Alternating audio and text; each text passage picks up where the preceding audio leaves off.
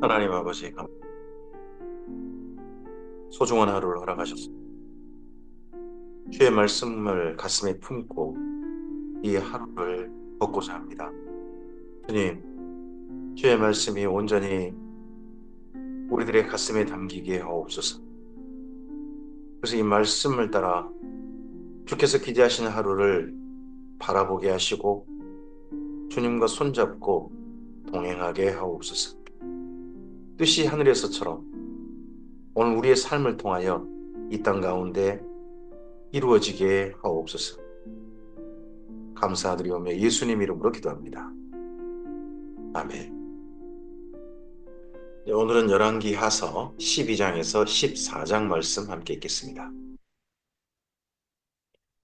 요엘서 열왕기하서 11장 말씀 남유다 요엘서 함께 읽었습니다. 그리고 다시 열왕기하서로 돌아옵니다. 남유다는 그래도 좀 하나님께로 다시 한번 돌아갈 기미가 살짝이라도 보였습니다. 그게 아달랴가 망가뜨렸던 그 나라를 여호야다의 어떻게 보면 쿠데타, 반역 사건, 그 사건으로 인해서 요아스가 왕이 되면서 여호야다가 생존할 당시라도 하나님께로 온전히 돌아가는 그런 나라로 유지될 수 있었습니다.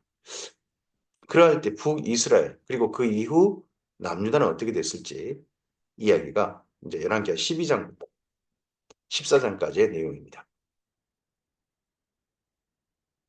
열왕기하 12장입니다. 에후의 제7년에 요아스가 왕이 되어 예루살렘에서 40년간 통치하니라.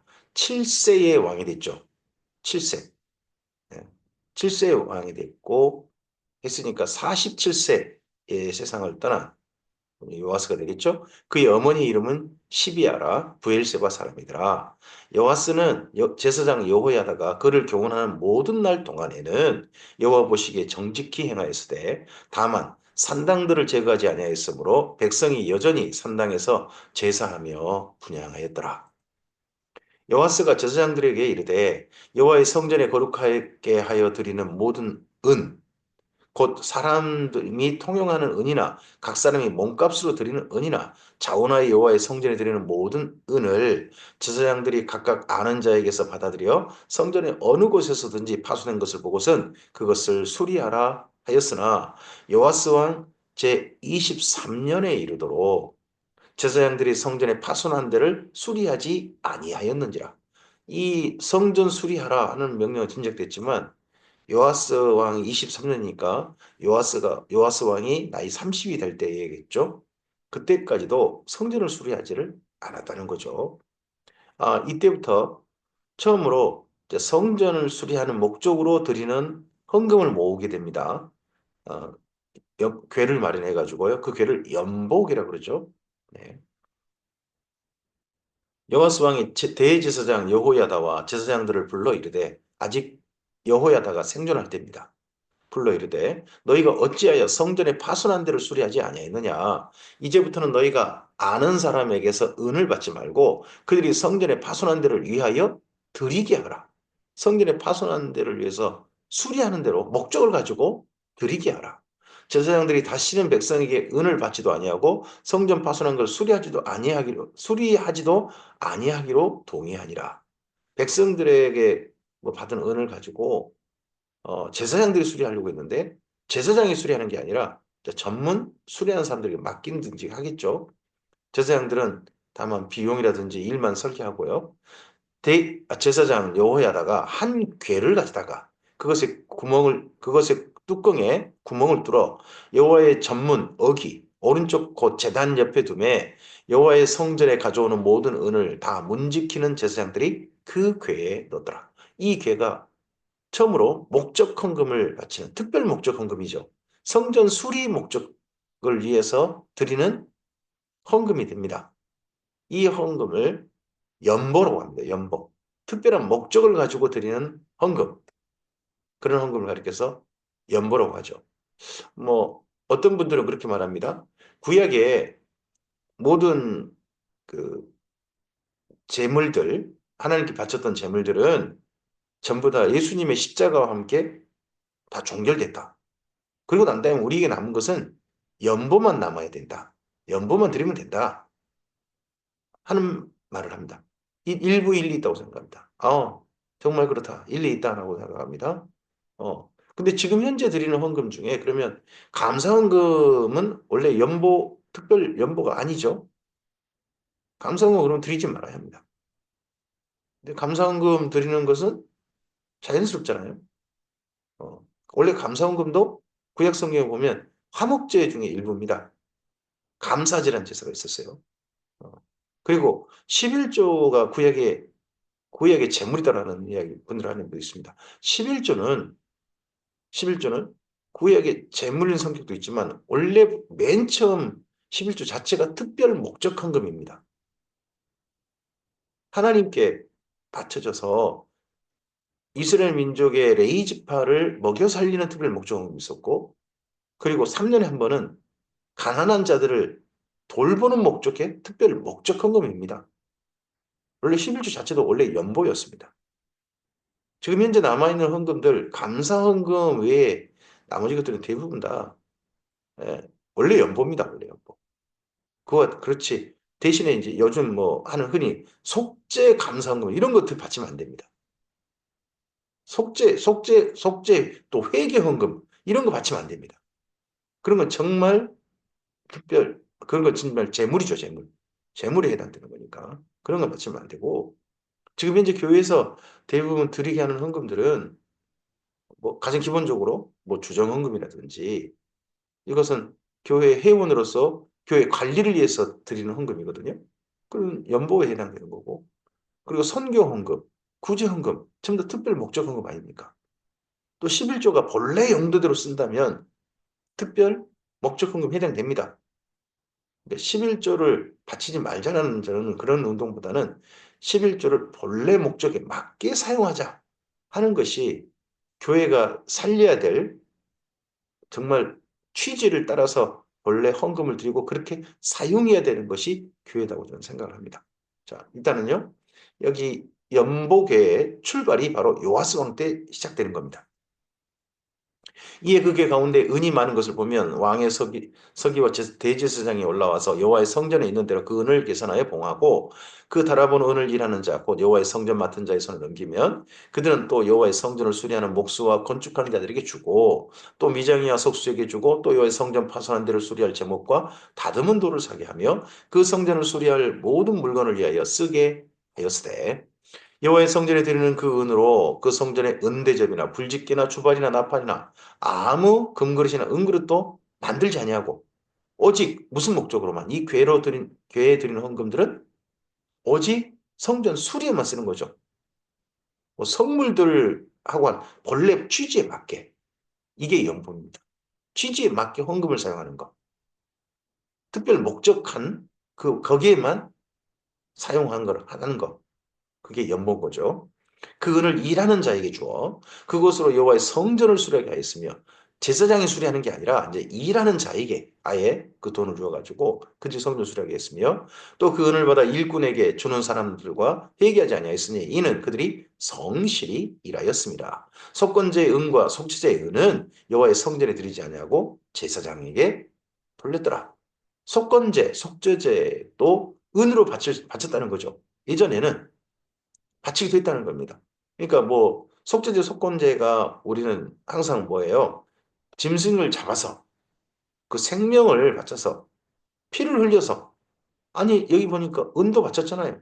이건 요즘 말하면 헌금이에요. 속죄 헌금을 바친 거죠.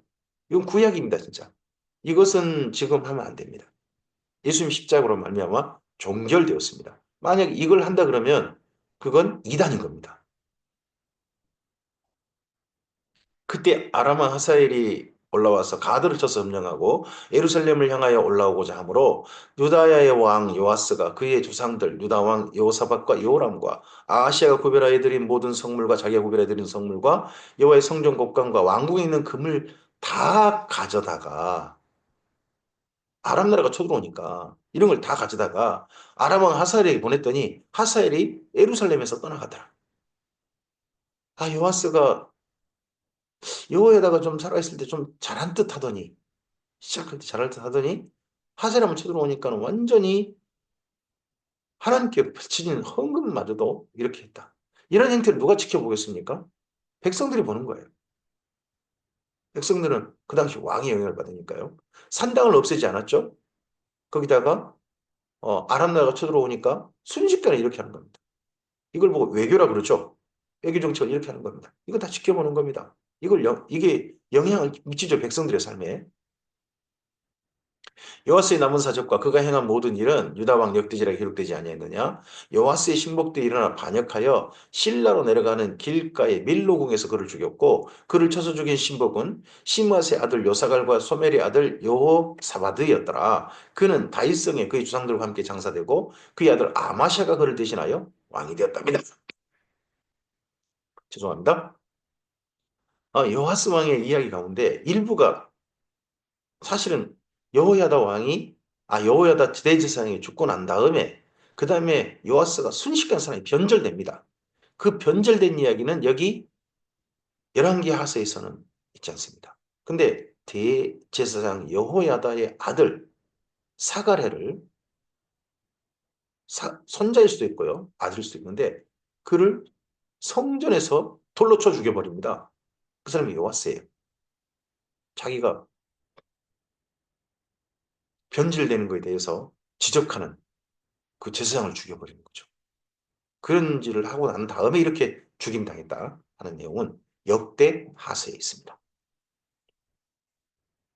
열왕기하서 13장입니다. 유다의 왕 아하시아의 아들 요아스의 제23년에 예후의 아들 여호아하스가 사마리아에서 이스라엘 왕이 되어 17년간 다스리며 여호와 보시기에 악을 행하여 이스라엘에게 범죄하게 한 느바스의 아들 여로보암의 죄를 따라가고 거기서 떠나지 아니하였으므로 여호와께서 이스라엘에게 노하사 늘 아람 왕 하사엘의 손과 그의 아들 베나닷의 손에 넘기셨습니다.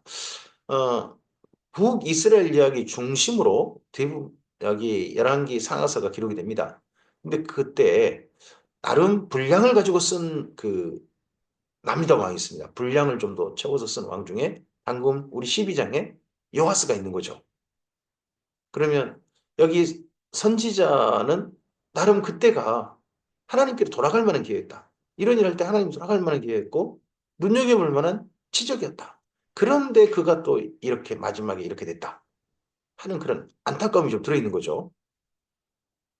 그리고 다시 13장에서는 이제 북이스라엘 왕으로 넘어오는 겁니다.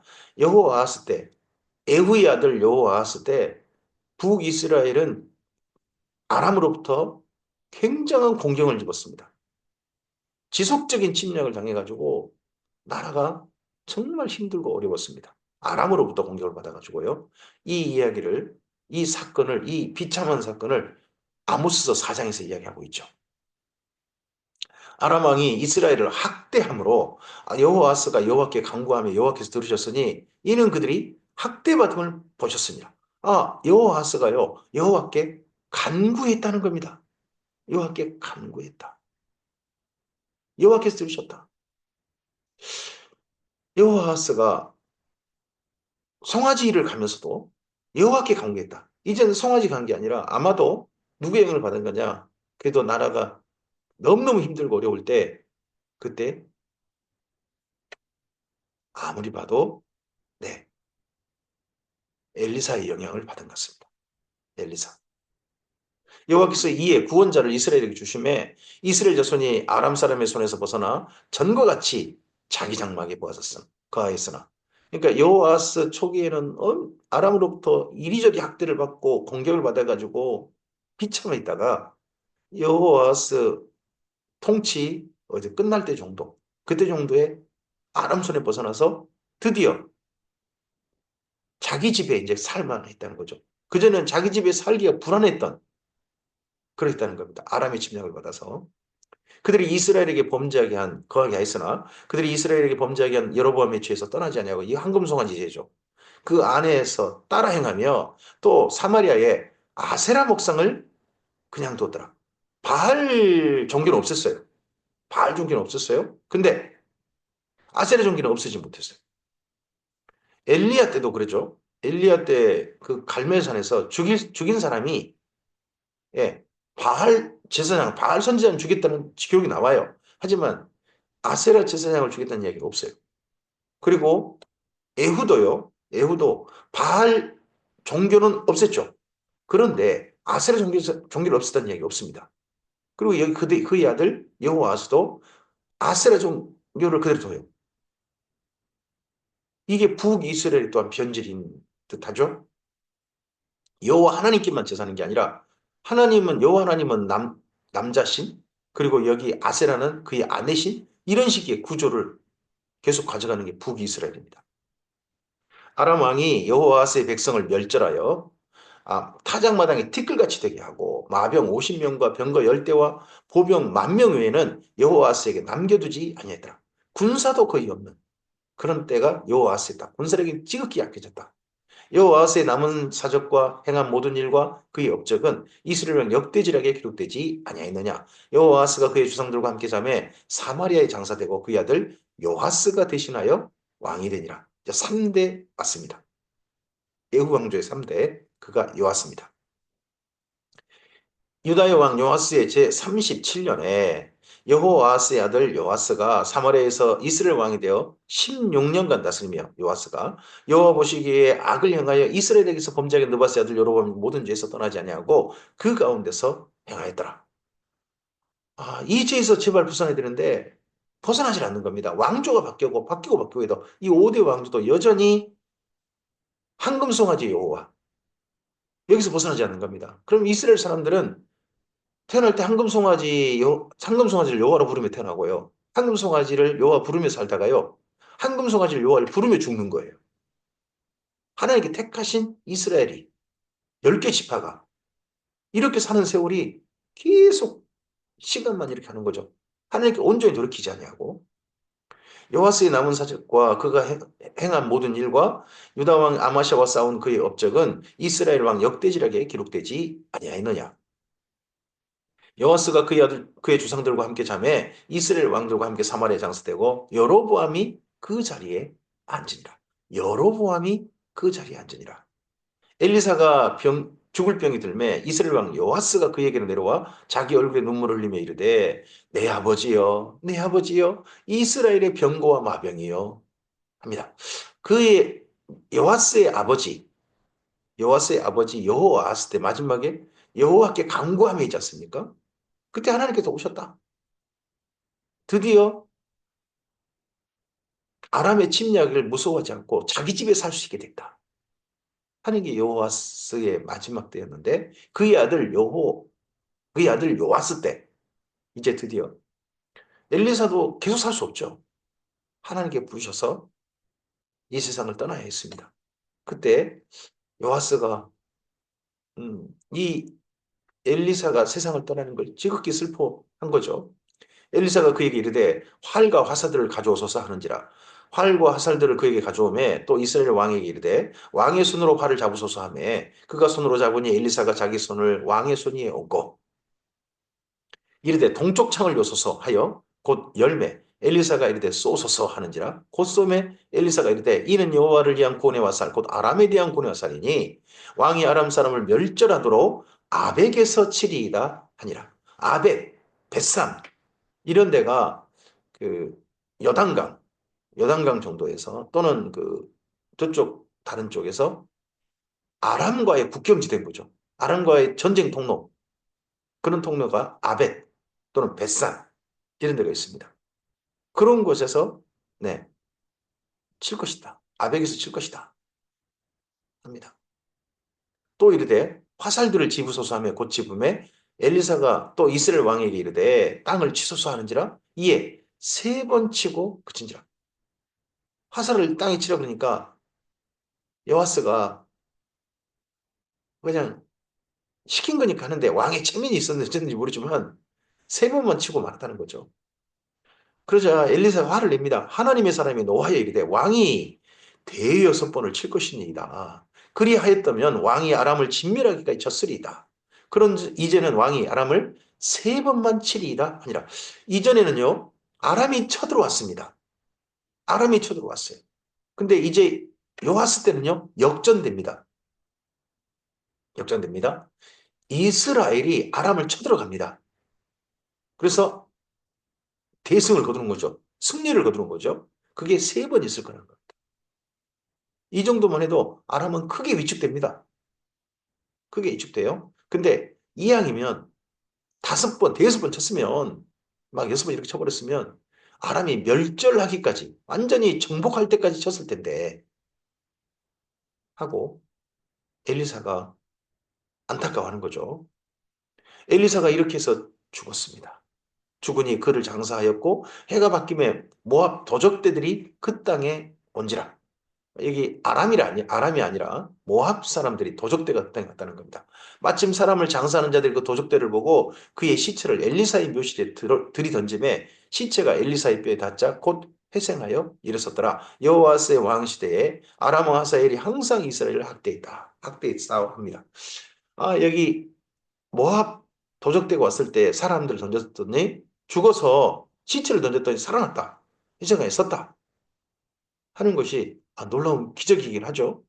근데요, 한 가지 더 생각해 볼 건, 시체를 던지되 엘리사의 무덤이 어떤 취급을 받았는지 모르지만 막 사람을 막 던질 수 있는, 여기 급하니까 저기 던지자 하는 정도로 쉽게 취급되는, 여긴 던지면 안 돼 하고 공경하는 게 아니라 여기 던지고 그냥 같이 도망치자 하는 정도로 엘리사의 무덤이 이스라엘의 마병이여 아버지여 막 이렇게 했던 그 무덤이 낮게 취급되는 그런 곳이었나 하는 또 안타까움도 있죠.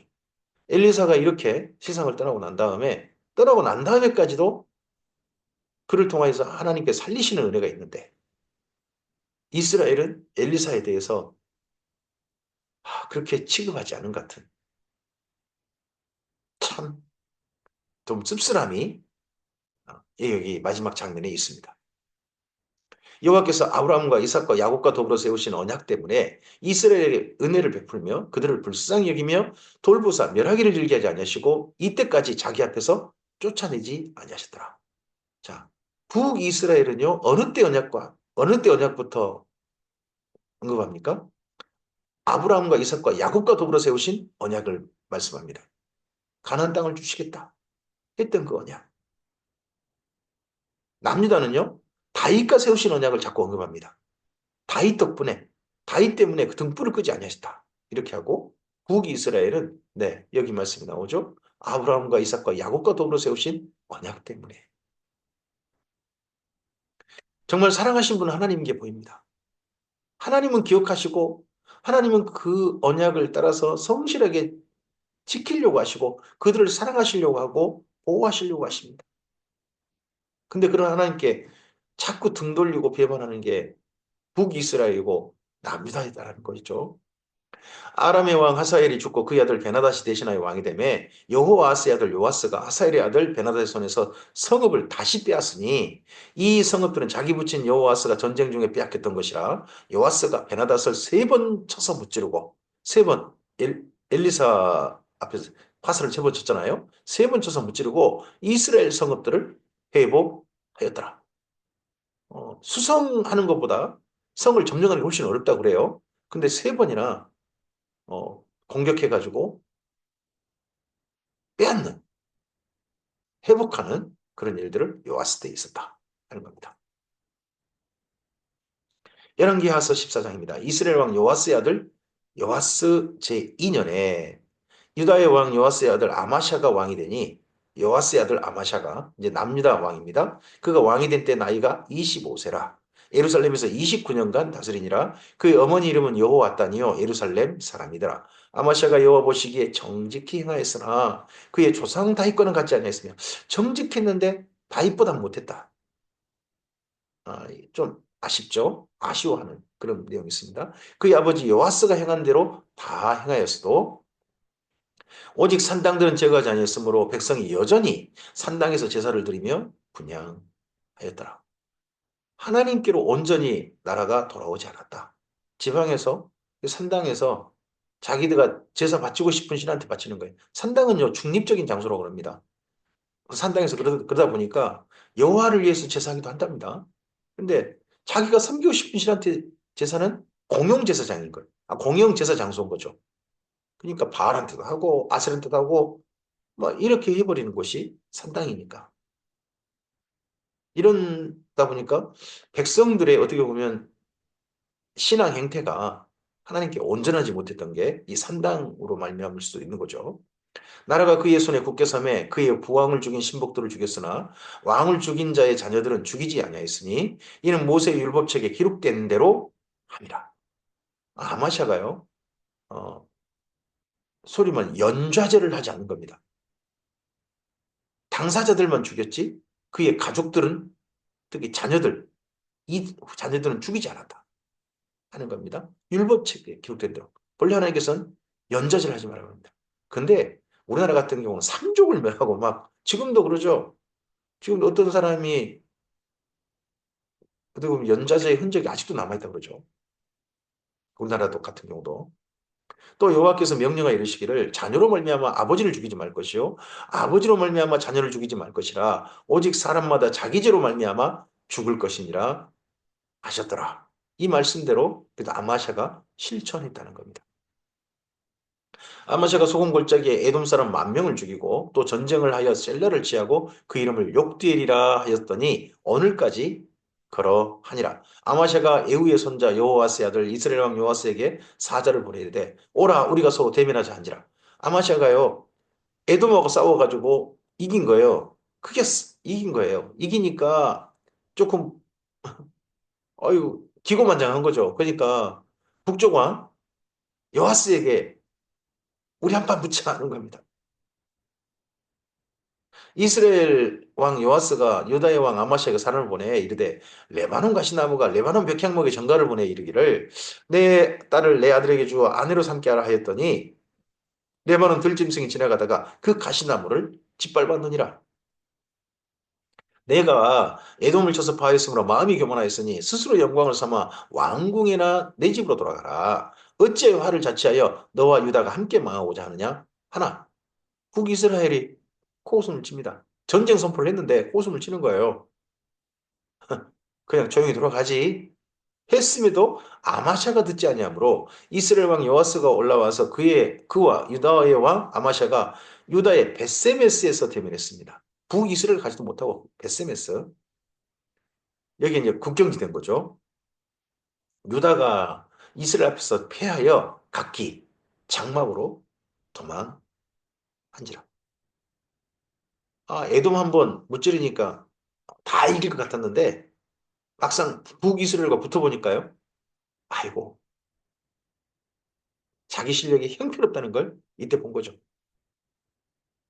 이스라엘 왕 요아스가 베세메스에서 아하시아의 손자 요아스의 아들 유다 왕 아마샤를 사로잡고 예루살렘에 이르러 예루살렘 성벽을 에브라임 문에서부터 성 모퉁이 문까지 400규빗을 헐고 예루살렘 성벽도 헐어 일부 헐었어요.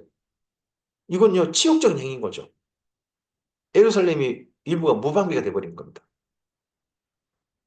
또 여호와의 성전과 왕궁 문과는 그 문과 모든 기명을 탈취하고 또 사람을 볼모로 잡고서 사마리아로 돌아갔더라. 볼모. 그러면 그 예루살렘의 고위 귀족들 또는 왕족의 일부 그런 사람들을 잡아간 거죠. 너희 우리가 잘못하면 얘들 목숨 위험할 수 있어? 하는 위험령인 거죠. 요아스의 아들 요아스의 남은 사적과 그의 업적과 또 유다 왕 아마샤와 싸운 일은 이스라엘 왕 역대지락에 기록되지 아니하였느냐. 여호와스가 그의 조상들과 함께 자매 이스라엘 왕들과 사마리아에 함께 장사되고 그의 아들 여로보암이 대신하여 왕이 되니라. 예후 왕조 제4대 왕, 4대 왕이 여로보암입니다. 이 여로보암은 북이스라엘 첫 번째 왕 여로보암과 같은 이름이죠. 그래서 이 두 예후의 왕조의 여로보암은 두 번째 여로보암이라 그래서 여로보암 2세라고 보통 부릅니다. 이스라엘 왕이 여호와스의 아들 요아스가 죽은 후에도 유다의 왕 요아스의 아들 아마샤가 15년을 생존하였더라. 아마샤의 남은 행적은 유다 왕 역대지력에 기록되지 아니하였느냐. 남유다 왕 간단하게 기록하죠. 예루살렘에서 무리가 그를 반역한 고로 그가 라기스로 도망하였더니 반역한 무리가 사람을 라기스로 따라 보내 그를 거기서 죽이게 하고 그의 시체를 말에 실어다가 예루살렘에서 그의 조상들과 함께 다윗성에 장사하니라.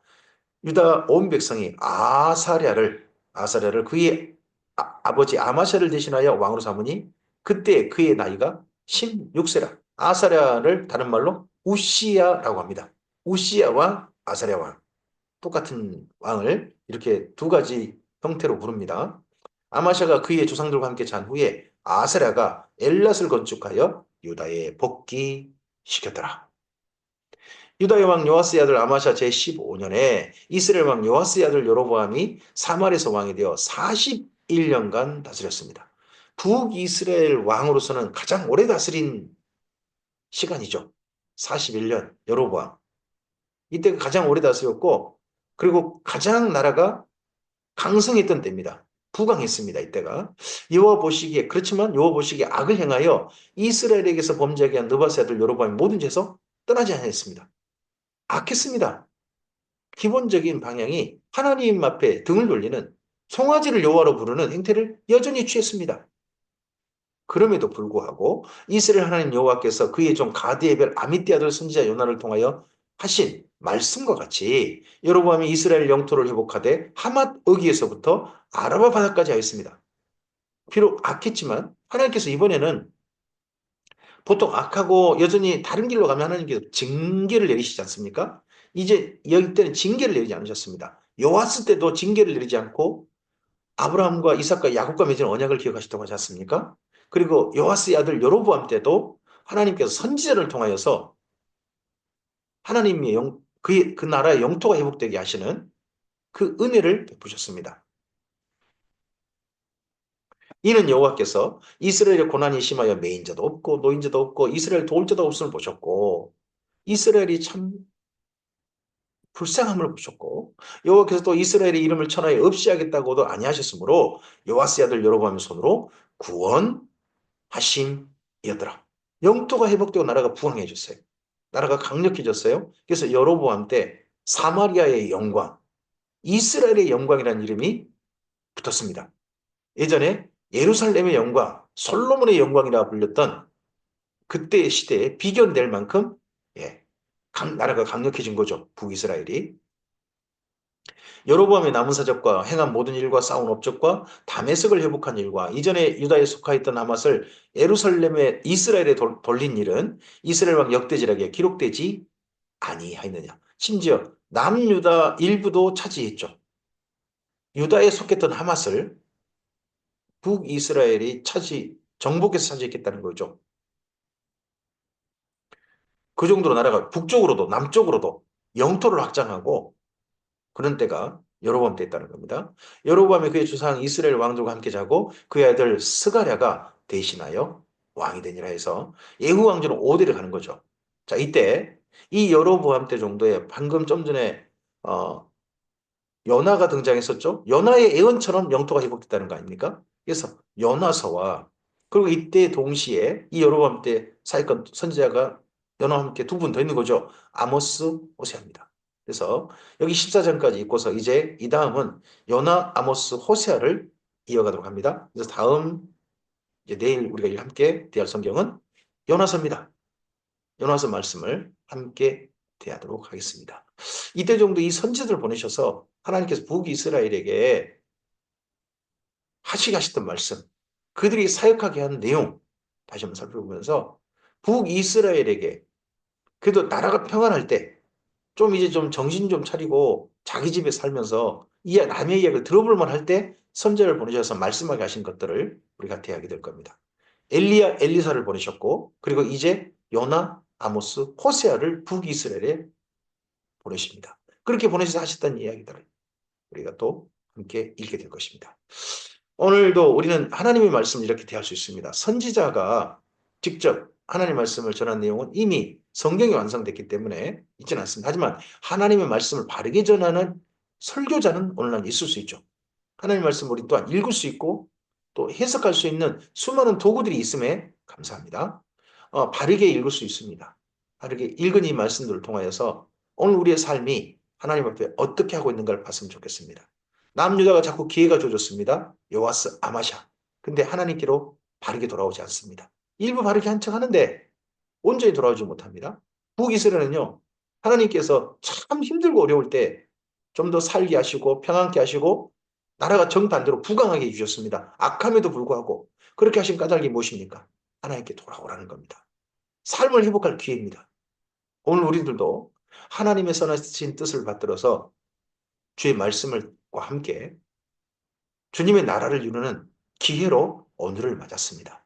오늘 하루 하나님의 뜻을 성실하게 받들어서 주님을 진실하게 사랑함으로 이 하루를 걸어가는 우리였으면 좋겠습니다.